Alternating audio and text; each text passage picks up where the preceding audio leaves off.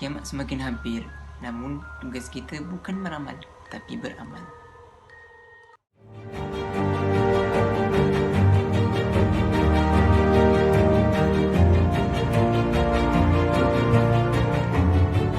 Assalamualaikum warahmatullahi wabarakatuh.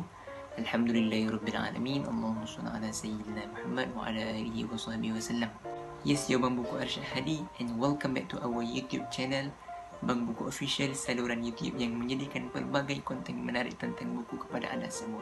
Bagi siapa-siapa yang belum lagi subscribe, boleh tekan button subscribe dan tekan lonceng di sebelah agar anda tidak terlepas daripada video-video kami yang akan datang. Apa khabar semua? Jadi aku harap korang berada dalam keadaan sihat walafiat, dan aku doakan semoga Allah Subhanahu Wa Taala memberikan kita perlindungan dan mengangkat wabak ini daripada kita dengan secepat mungkin, insyaAllah, amin. Jadi untuk hari ini aku akan review satu buku baru daripada Ustaz Adnin Ruslan, pengasas kepada Terbiah Sentap, berjudul Saat Kiamat Menghampiri. Okey, dalam buku ni Ustaz Adnin menceritakan dengan jelas daripada tanda-tanda kecil kiamat sehinggalah tanda-tanda besar kiamat. Jadi dalam ni juga Ustaz Adnin menjawab beberapa ramalan palsu ataupun mitos yang dibuat oleh segelintir kelompok dalam masyarakat kita tanpa merujuk dalil daripada Al-Quran dan Sunnah. Ustaz Adnin telah menukilkan satu buku dan dia telah mengumpulkan fakta-fakta ini berdasarkan dengan hadis dan Al-Quran. Jadi sebagai contoh, satu mitos yang dibuat, yang dimomok-momokkan sekarang ialah Imam Mahdi akan turun pada tahun 2022. Jadi tidak ada sebarang hadis sahih menyatakan bahawa Imam Mahdi ini akan turun pada sekian-sekian. Imam Mahdi ni dia sendiri pun tak tahu yang dia tu Imam Mahdi, dan orang sekeliling dia pun tak tahu yang dia tu Imam Mahdi. Tapi yang disebut dalam hadisnya ialah Allah akan memberi ilhamnya dalam satu malam, dan ulama-ulama akan berbai'ah dengannya. Yang tu je yang ada dalam hadis. Benda-benda ni telah tersebar dalam kalangan masyarakat, dan masyarakat ni tidak tahu yang mana betul dan yang mana salah. Mereka keliru. Maka di sinilah terdetiknya inisiatif untuk Ustaz Adnin menulis satu buku untuk mengemukakan pandangan-pandangan daripada ulama, dan juga diceritakan dengan hadis-hadis, ayat-ayat Al-Quran. Jadi tidak timbullah isu dari mana benda ni betul ke tak benda ni. Semua dah diterangkan pandangan ulama-ulama muktabah. Okey, dalam buku ni juga diterangkan dengan jelas segala peristiwa-peristiwa yang berlaku di akhir zaman, fitnah-fitnah dan juga godaan-godaan yang akan kita tempuhi, dan juga bagaimana kita ingin menanganinya. Dan setiap peristiwa yang Ustaz bawa akan disertakan dengan dalil-dalil. So bagi aku lah kan, apa yang dibawa oleh Ustaz begitu menarik, dan gaya bahasanya pun tidaklah terlalu bombastik sangat. Aku ibaratkan seperti Ustaz sedang berbual dengan kita, mencerita tentang peristiwa yang akan berlaku.